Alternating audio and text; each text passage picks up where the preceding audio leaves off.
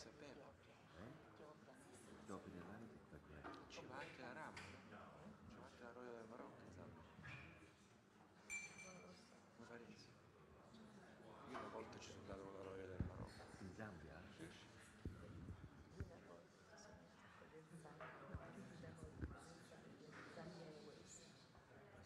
Esiste ancora? C'era Zambia Airways 10 anni fa. I vecchi 702.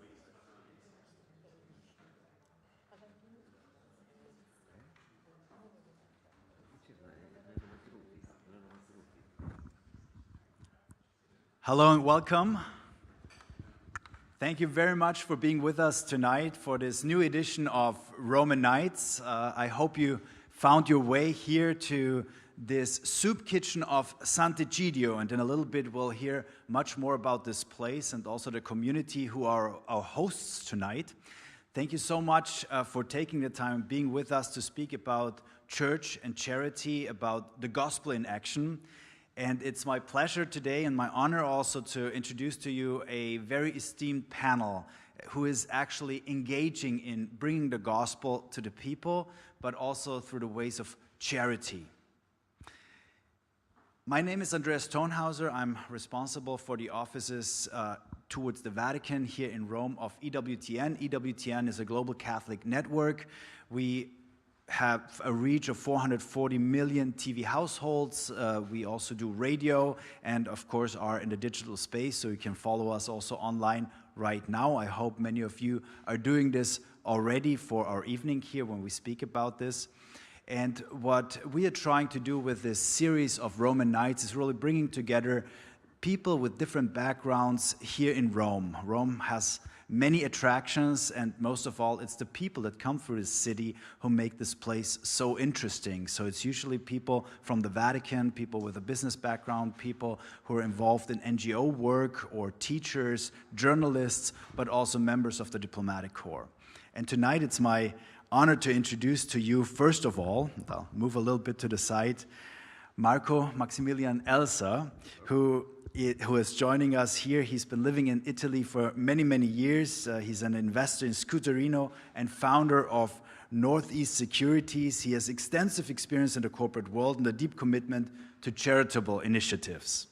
Living in Rome since 1984, much longer than I am, Marco brings a unique Italo-American perspective to his philanthropic efforts, which includes his role on the board of the Fondazione Operation Smile Italy. I think we'll also hear more about this very briefly. Sister Santina Bartolini, thank you also for joining us, is a devoted caretaker and missionary from the Pope John XXIII Community, and she has dedicated her life to serving those who are in need across multiple continents. From establishing a foster home in Rimini, here in Italy, to working among the poorest in Zambia, Sister Santina also embodies the spirit of service, reflecting deeply on the universal needs that bind all humanity in charity. And Paolo Impagliazzo, the Secretary General of the Community of Sant'Egidio, unfortunately cannot be here with us today. He called me today just a few hours ago and said he's very sorry, but he has to jump on a flight to Nairobi for the South Sudan peace process. And Mauro Garofalo, who is with us here today, also a member of the community, will be able to explain a little bit more why we are at the same time here in a soup kitchen feeding the poorest of the poor in Rome, and at the same time the community is also involved in a diplomatic peace process at the highest levels. Please join me in a round of applause for our panel.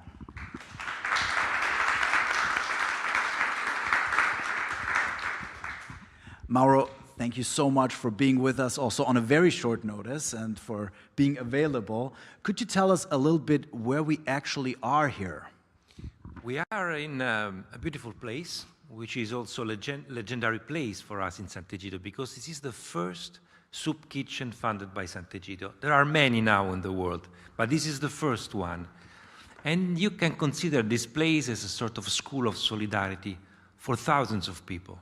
Myself also, I have learned what solidarity means in this place. This is a soup kitchen. It gives food to thousands of people every week. But it is also a place in which poor people are the best guests, are the honored guests. People here, they do not form a line to wait for food or for any other services. People are sitting on the table and are served like the guests they are. And in this sense, it also changed a little bit the paradigm of how to serve poor people in this city. And it is a place that, of course, it serves a lot of poor, but it attracts a lot of volunteers. A lot of volunteers. This place, without volunteers that maybe don't know much about the Sant'Egidio experience, they arrive here and they serve here the poor people. And it's a beautiful place, I have to say.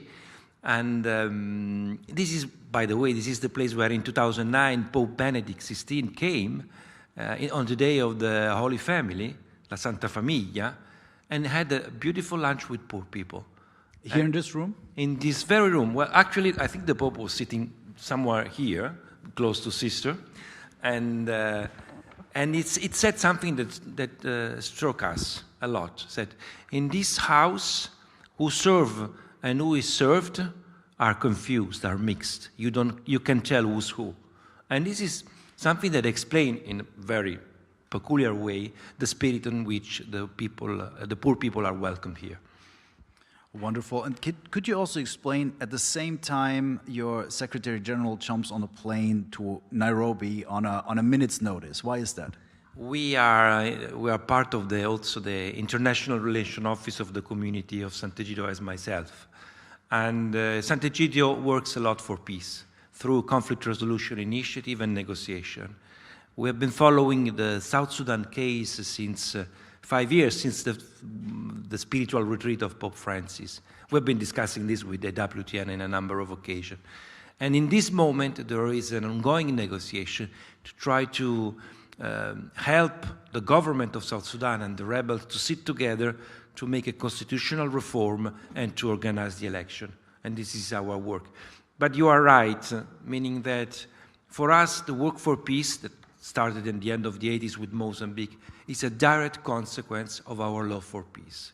You cannot help the poor in a country where there is war, because according to our knowledge, to our experience, war is the mother of all poverty. So if you don't work for peace, we will never be effective for the poor people you want to serve. And in this sense, the two things stand together. Prayer, three things. Prayer, poor, and peace, which is our motto. Prayer, poor, and peace. Thank you very much. Sister Santina, we've heard Rimini and we've heard Zambia. It seems your mission really brought you around the world. Yes, it started when I was very young. Don Oreste, the founder of our community, proposed me when I was 18 to become mother of children who did not have mother. And I don't know for which reason, but I said yes. And that way, my life changed completely, and something very beautiful started. I thought when I said that yes, that I was going to do something for the others, for the poor, for the needy. Then, leaving it, trying to do it, I discovered, first of all, that Jesus somehow gave me the most precious treasures that he had. And so I discovered a very loving Jesus. And I discovered that those that we call poor, they have a lot to give. Because when you try to live together, you are just the same, and you discover that it is true, that we are brothers and sisters. And this, when you are 18, if you discover this when you are 18, 20, then you decide that your life should be on that way, should go on in that way. So after some years, somebody proposed, a doctor in the mission area, proposed us to go in a leprosy. And in that time I was asking, since in the family home where I was living, there were many people who were getting married, So I started asking myself, what would you like to do? Lord, what do you want me to do? So the idea was to consecrate my life to the Lord. So when this lady came and asked if somebody from the community could go in a mission area, possibly in a leprosy, I said, yes, I can come. Then nothing happened. We went to Zimbabwe, but nothing really happened because the bishop already had found somebody else. But it was a very nice experience because being there and having nothing to do, we learned to stay with the people for nothing. In that moment, for those 9 months, we were not helping, we were just listening. And we understood, at least myself, I understood that listening, it is a great charity, and that you can learn so much from the others. Then the bishop from Dola now came to our community and he asked us to open a family home like those we have. Family homes are places where a father and a mother welcome children, grown-up people, old people, and they live together as in a family, and as in an old model family. And also there you discover that everyone is precious for the other one, no matter if one has come out from the prison, if the other one is severely handicapped, but everyone has a role in that family, and that it was touching the bishop very much. So again, I started off, I went to Zambia, and there my life went on for over 30 years. And there, again, in the relationship with people, I understood that no matter how handicapped you are, there is so much love that you can give. And Filippo was brought to us when he was 5 years old, and he was weighing 5 kgs. And people looking at him said, "We brought you a vegetable." And instead, myself, I saw something extremely beautiful. And living with him, I understood that it is love that gives you, the real understanding of what is beauty.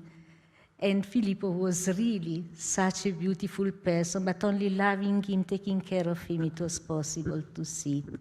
And then, after over 30 years, my community decided, and my responsible decided that it was time for me to come back to Italy. First, thank God they asked me to go in Australia for a while, because I think that it would have been too hard coming back to Italy straight away from Zambia. There I had a nice experience in a house for old people. I had always lived with children, and there instead I was asked to stay with old people, and there I made the experience that if you believe in God and you feel love with God, you understand that there is no life that is useless. Just holding a hand of somebody who cannot do anything, it is in that there is life that is passing and that is bringing new life. And then I came back to Italy, and in Italy, thank God, I was asked to work for the missions, for the mission areas that we have as a community. And this is wonderful because I meet a lot of people, a lot of missionaries, a lot of young people who would like to visit. So this. And we will speak a little bit about missionary work also a little bit later. Marco, you've been in the financial industry for all your life. I understand you're still active there, but it seems that you want to give back also quite a bit. Absolutely. So a brief 60-second elevator pitch. I'm American, born in Rome, went to kindergarten in New York, first grade in Rome, second grade to 8th grade at French Lycée in New York, high school in Rome, worked in Wall Street for a year, went to college in Boston, graduated, started my own company, sold it, Then I realized I did not want to live in the States. I made a very conscious and conscientious decision to move to Italy, and I worked in the finance for Merrill Lynch, a firm that no longer exists, and I've been in Rome for the last 40 years, since '84, and over the last 10 years, I've realized it's time to give back, and that's what I've been doing. I have a passion, which is polo, which is this sport that many of you may not know. It's soccer on a horse, and and it's a beautiful, beautiful sport. It's a glamorous sport, but it attracts also people who are rich, and thereby my idea, if they're rich, we'll get them to have charity events so they can give money to our charities, and that's what we've done. So we started about 12 years ago to do polo matches to help Operation Smile, which is a non-profit which helps children who are born with cleft lip and cleft palate. It's called labiopalato-schisi in Italian. I'm not a doctor, so I don't know what the term in English is. And Operation Smile has changed the lives of over 400,000 people, children mainly. If you're born in the Western world with this disease, when you're 2 weeks old, they stitch you up and it's done and you're fine. In the underdeveloped world, you are not able to drink milk from your mother, you are ostracized, you're considered a devil, a demon, and you are set aside. And with a 45-minute piece of surgery, your life changed like this. And when the child who's seen himself as a monster looks himself in the mirror or herself in the mirror, clean, the smile they have is, it's goosebumps. I encourage you all to watch the videos. It's shocking. And in the last 3 years, we've been working to help women who have breast cancer for awareness. So we invented Polo for the Cure. And this is our third edition, is in July. It's a polo match, very, very glamorous, very fun and everything. And we raised money for Susan G. Komen Foundation, which had their event 10 days ago here in Rome, where 150,000 people ran. It's the biggest race in the world. 150,000 people ran. Church and charity, how does that go together? Yep, that's pretty much it. I mean, I believe in giving back. The Gospel of St. Luke, the Parabola dei Talenti. If you have talents, you've got to give them back. There's no need to put them underground because it's useless. Spend them wisely. Spend them wisely and invest in people. Somebody once said, if you give a poor person a fish, he will eat. If you give a poor person a fishing rod, he will live forever, or eat forever. And that's pretty much my philosophy. Help young people, help underprivileged people. We've heard that we can also learn a lot from the poor, and everybody can give something, no matter how maybe handicapped or with how many disabilities they're confronted. Mauro, what are your personal experiences there? Well,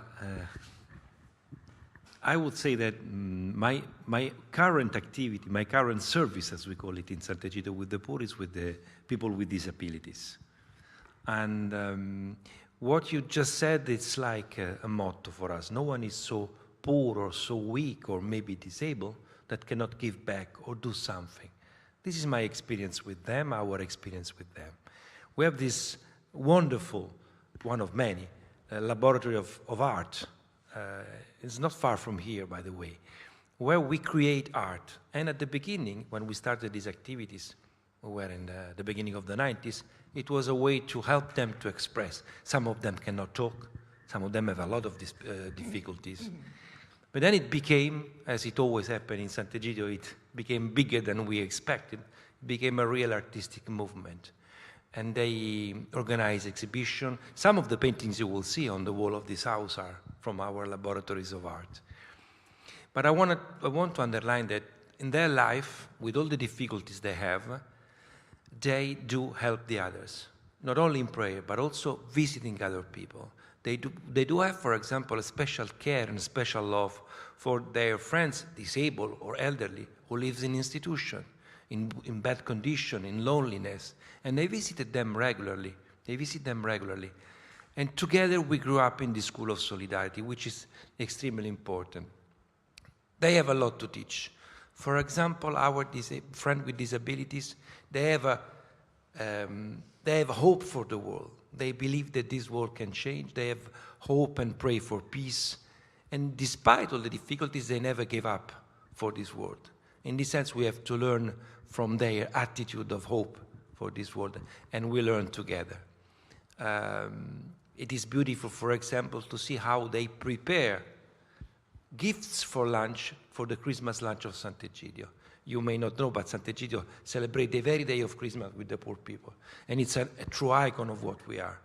Here in the Basilica of Santa Maria, wherever we are. And last year, I think, I may be wrong, but it's about 250,000 poor people had lunch with us in a proper way as a Christmas lunch. And our friends with disability, for example, they prepare gifts for that occasion. But you will see on our website, www.santegidio.org, there is a collection of pictures from Christmas lunch from Indonesia to New York, from South Africa to, I don't know, Belgium, all over.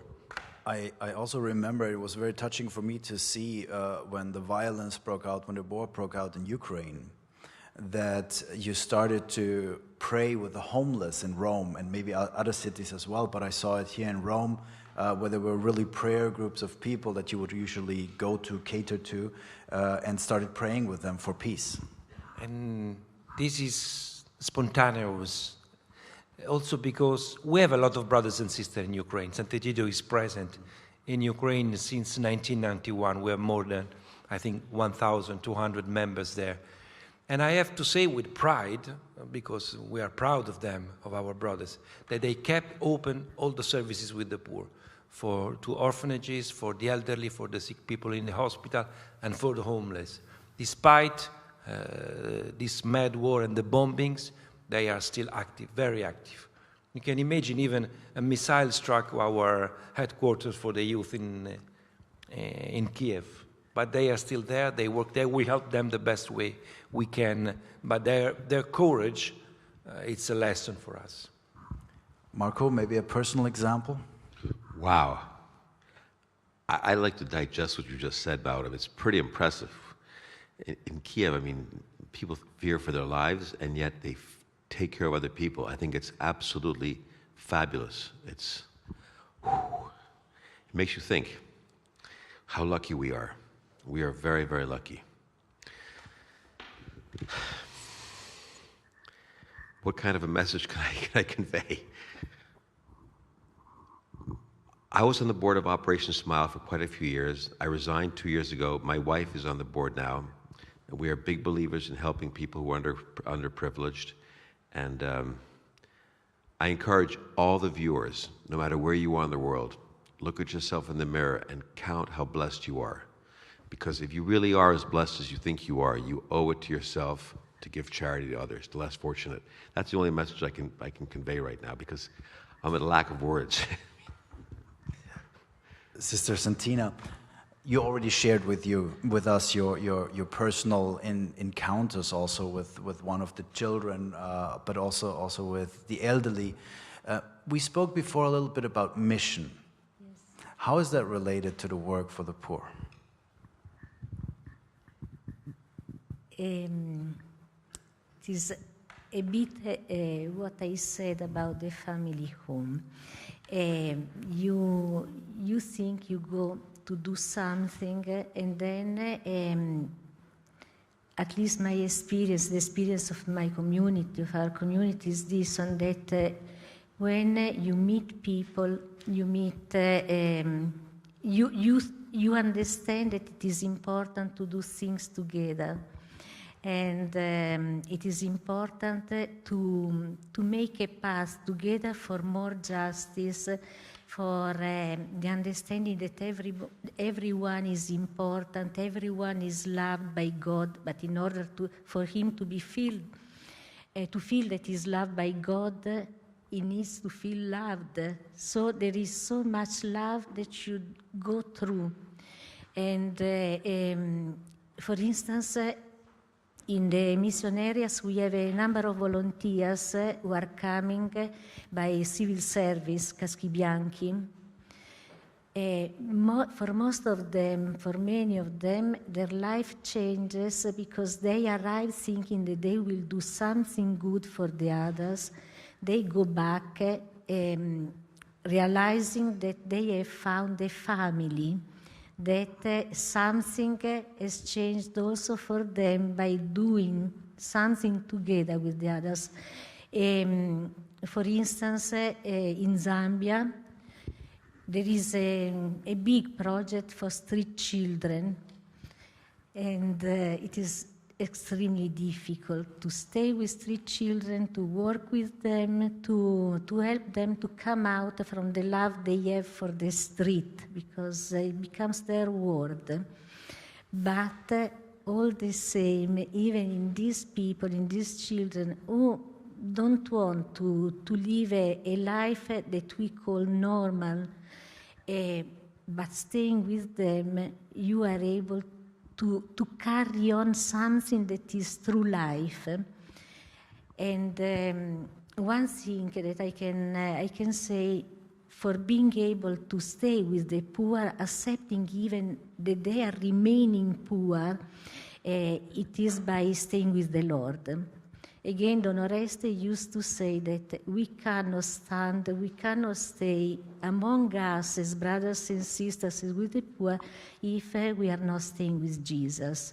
And I feel by the experience that I had that it is very true, because the poor sometimes are not thankful for what you are doing. Sometimes, as I was saying, don't want to change, and you have no right to try to change the others. But in this, you can understand even more how strong is the dignity that the Lord has given us to make us free, to choose for our life. So the mission for us, it has been this, to be side to side with the most poor and walk at least a bit of road together. Mauro, you also said pray, poor, and peace. What role does prayer play also for you in the work for the poor? Well, it wasn't me who said that. It was Pope Francis. When he visited Sant'Egidio, he told us Sant'Egidio is the community of the 3P: prayer, poor, and peace. And we agreed completely. But prayer is very important. We pray every evening in Sant'Egidio. It's our common prayer in the evening. It's open to everyone. And it is the moment where the noise of the world stops for a moment, in which you stop, you try to clear your mind and your heart, and you are in front of Jesus. And you bring in front of him the needs of the poor, the difficulties of your life, or the life of your brothers and sisters. And when you are together in front of Jesus, everything becomes more clear. You grow up with the gospel and with the scriptures. This is a moment we cherish a lot, because it is really the center of our life. And somehow in Sant'Egidio we are all aware that without the evening prayer, without the common prayer, nothing we do is possible. It is impossible to be friends with the poor, because we are faithful with the poor, because the gospel teaches us how to do so. It is impossible to bring peace, because without praying Jesus every day, you cannot bring peace to the world. So it is really the center, is the stone, the founding stone for us. And it's not a complicated thing. Sometimes you have to stay and listen, that's it. But with this continuous presence, you learn also how to pray. Before I come to the next question, maybe also for our audience, we have an extra microphone, and if you would like to ask a question, because the idea of Roman Nights is really not just a panel discussion out here, but to start a conversation. And if you would like to ask something, please think of something now, and then a microphone will go around. I'm the father of a few children as well, and you spoke about the children, maybe also how to get them involved in the programs. But for me, it's more a question, how do I get my children involved in charitable work? How do parents nowadays go about that? That this seems more attractive than, I don't know, video games or culture or soccer, etc. Well, my daughter, I can talk about my experience, Cecilia. Ciao, Cecilia. She's attending Mass in San Bartolomeo. It's a liturgy animated by the Community of Sant'Egidio. After the Mass, every Sunday, they organize the lunch of friendship lunch. So they call with poor people around the neighborhood. There are many because we are in the historic center. They come every Sunday. After the Mass, they prepare the table. She prepares the table together with other friends of the catechism, for example, and they serve poor for lunch. This is a way for her to stay for the liturgy in the Sunday, but also to immediately translate the gospel into action, into loving the others. This is a way. There are many others, of course.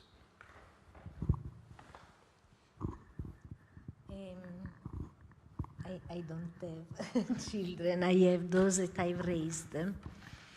And it came to my mind that once I was in Pretoria because one of my children went to the university there, and I was brought to Sant'Egidio for prayer. And I think that for him to be there, Pretoria is a terrible town. For him to be there and being able to spend his years at the university, Sant'Egidio has been wonderful. I think we don't have to ask our children to be and to do what we are doing, but to look at the others and have the heart for the others. As well as we cannot ask our children to love God, but we can really love God so that they can see that is so important for us, and the day they will feel the need, they will look at him as somebody important. But it is not among the children that I've raised. One is a medical doctor, and during COVID in Zambia, they did not have masks, they did not have gloves, anything, and she was working for people like that. I think this, even if she doesn't go, as we are going to look after the poor in their homes, Teresa is doing a great charity, just in her job, daily job. So what you're saying is I have to help out here in the soup kitchen for my children to see that and maybe also consider it. I have 3 children, and when they were young, we obviously took them to Mass every Sunday, and we never imposed, we proposed, because I think it's very, very important. And there are periods in their life when they decided they didn't want to attend Mass on a regular basis. But what we did do is every year they would go to Lourdes, which is a sanctuary in France, with a group of people, and to help for 6 days. And they would help very, very unfortunate children, and it was an eye-opening experience for them, and it's going to stay with them forever. I think what Sister Santina said, you cannot impose, you have to propose. And this is not paraphrasing what Jesus said, but imposing is wrong, it's proposing. If we want to do it, it's our own will, and if we don't want to do it, it's because we are governed then by our earthly emotions. Instead, we have to give back, give back, give back. And the best example is to lead by example. And that's what I do with my children.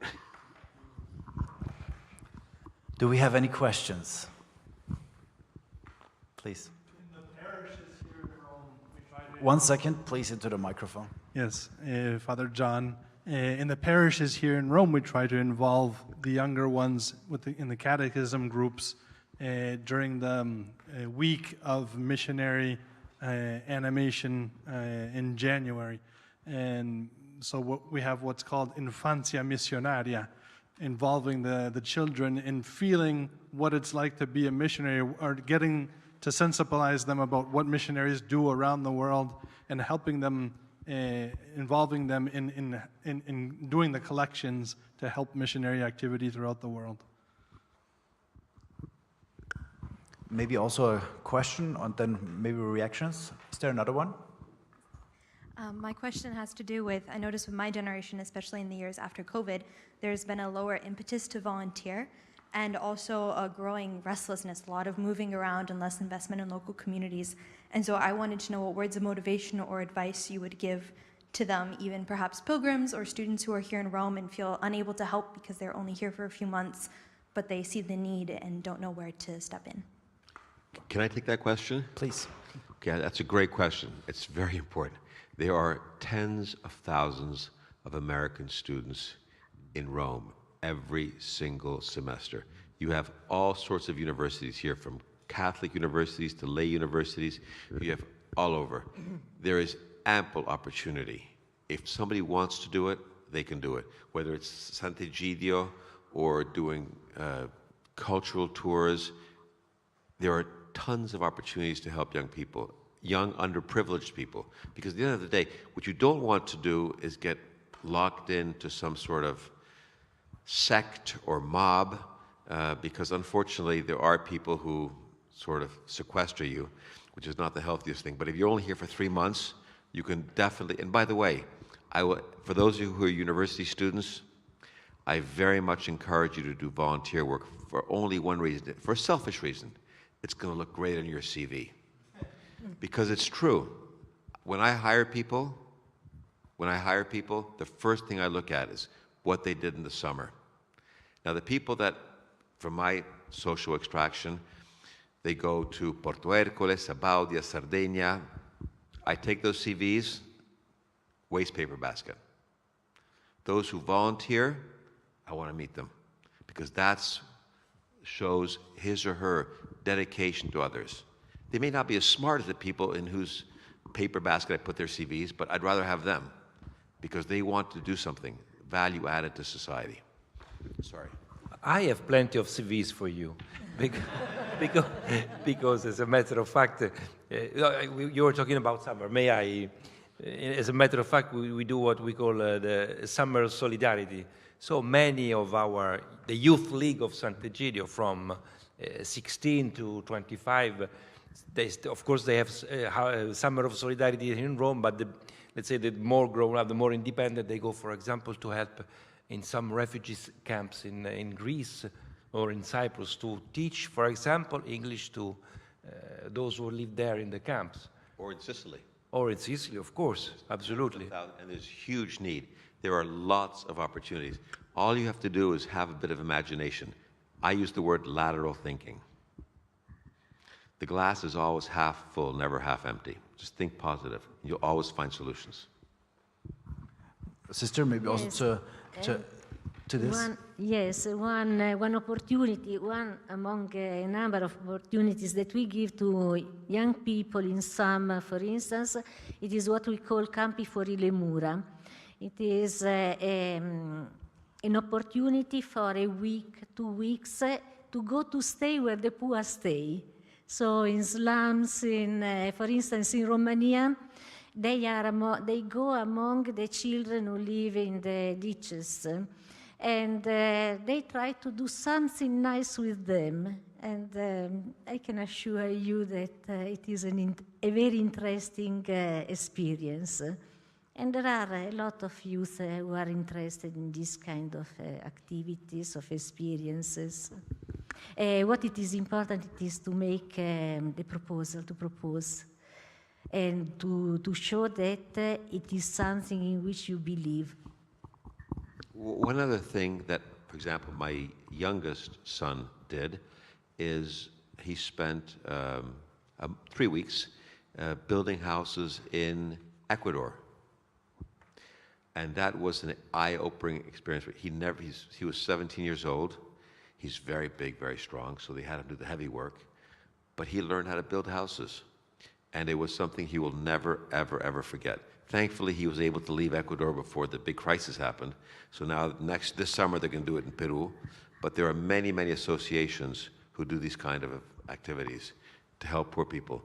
And by the way, if you're concerned about funding, there are always very generous foundations who will support these sorts of activities. Which, by the way, going back to the thing, your selfishness, it looks great on your CV. It really does. I cannot stress that highly enough. Do we have other questions?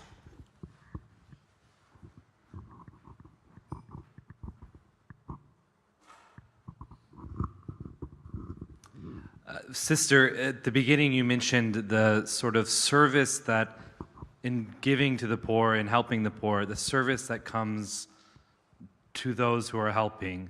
And I've found this in my own life, but also just walking in the streets of Rome.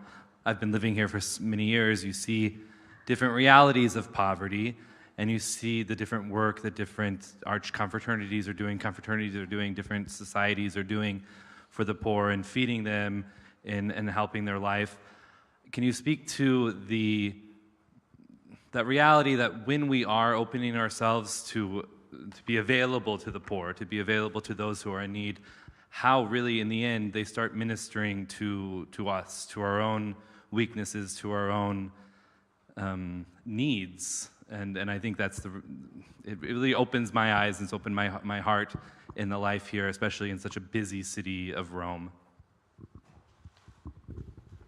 Anyway, as a community, we are trying to help women who are in the street, working as prostitutes, to come out from that kind of life. The idea, again, of Don Oreste was that no woman is born a prostitute.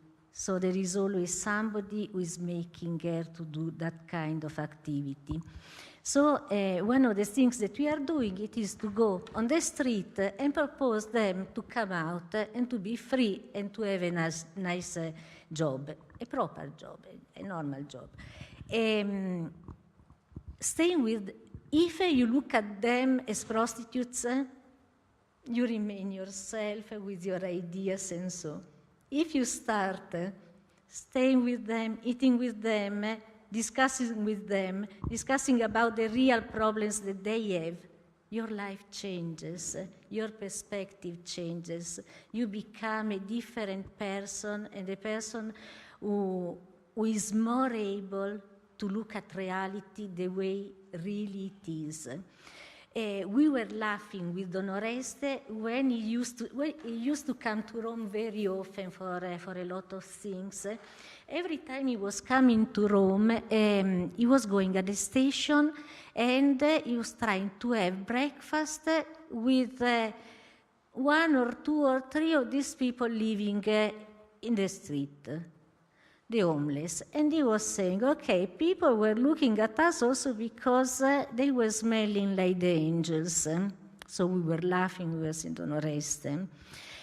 Instead, it was true what he was saying. Why? Because when you are staying with somebody, even if his aspect, his appearance is not so beautiful, at the moment you stay really with him, you talk to him, you share your life with him, you don't even feel anymore the smell.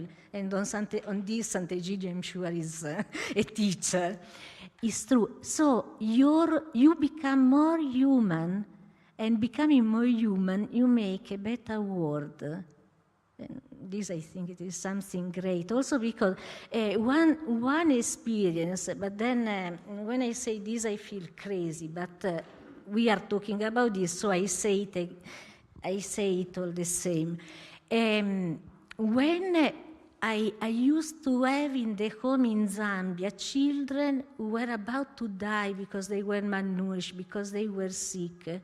And I was taking care of them. I was feeling that I was doing the same job of God.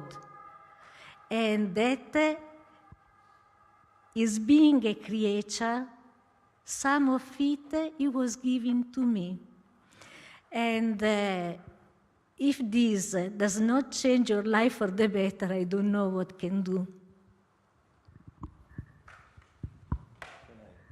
Thank you, sister, for what you said. You said a very important thing to me also, that when you meet a poor and you share with him your life, your energies, all of a sudden your life matters. And I did discover when I was very young, because I joined Sant'Egidio, I was 15 years old. all of a sudden, despite all the problems of a teenager, you have to do your homework, you have to do well at school, you don't have a girlfriend, you want to have a girlfriend, all these kind of problems. All of a sudden, you discover another life, more in difficulty than yours, serious difficulties, not like yours, teenager difficulties. And that you can do something very important for the other. It changed the paradigm. You become important for someone, you can do something important, and you discover the gospel in this process. Meanwhile, and this is very, very important, I totally agree with you. Your life matters if you are with the others. If you are alone, your problems will be gigantic. What wise words from both of you. I am awed, A-W-E-D, at your wise words, not O-D-D, A-W-E-D. Very, very inspiring. We limit I lead a very active life, and I do try to dedicate as much as possible. I have worked as a volunteer in Circolo San Pietro, which is one of the entities that was founded in 1869 that belongs to the Pope. My mother was the head volunteer there for the Negoziato for many years until she died. And I see the charitable work they do to help poor people, old people especially. They have an old people's home, and it's beautiful. Helping people who are at different stages in their life, social, economic, whatever, is an eye-opening experience. I think what you said before is, if you just see yourself, your problems are huge. If you look at other people's problems, you say, oh my gosh, my problems are really, really small. I mean, you read Count your blessing. Count your blessing. Yes, I mean, you realize that your problems are microscopic, and it changes your optic on the world. It really, really does. It really does. Thank you very much. We're coming to an end of our conversation here, but the idea is to continue the conversation also afterwards. We have prepared a few refreshments, so I hope you all still have a little bit of time to stay and to continue, maybe also with a panel and discuss a little bit more about what it means to see the gospel in action, as we called the evening today. Maybe I just can ask you for a very brief final statement. Marco, if we start with you. Well, I was honored to be invited by Andreas. I thank you all for having let me participate, and I apologize if I spoke too much. I tend to be logoroic sometimes, but I really do believe what I do, our charity work. For those of you who are going to be in Rome in July, we have our 3rd edition of Polo for the Cure to help the Komen Foundation. It's a huge, huge event. The American ambassador comes. There's a paratroopers show. There's an airplane show. The Carabinieri a Cavallo come. It's a huge event. It's very, very beautiful. And all the funds go to Komen. No intermediaries, because I'm subsidizing everything. And that's my contribution. Myself, I was a bit nervous coming here, but I think it is important. It was important. Why? Because being together and listening the experience of the others makes us look at the beauty of the other. So it is so important what he's doing, but not only what he's doing, what is the life that is coming from the needs that each one of us sees. The real life is so important, and it can change for the better and make changes for the better. So I think that the idea is this: working together, being united together with Jesus, but among ourselves. With Sant'Egidio, we can do beautiful things. With him, myself, I'm a witness of the miracles that the operations can make, and not can change life, can give life, because some of the children would have died. Yeah. So being together, it is what is supposed to be. I would say at the end of this beautiful meeting, thank you for being here in this place, and I hope you all will have the chance to see this place full of life and people when it operates the soup kitchen, because this is an event. And this is a place in which we can see that the culture of waste that is taught by this contemporary world of selfishness. It's not only useless, it is also going nowhere. When you do something like what happens here, what happens in Zambia, or what happens in the Race for the Cure, or Operation Smile, then you'll be given 100 back, 100 times. This is my experience and the experience of this place of Sant'Egidio.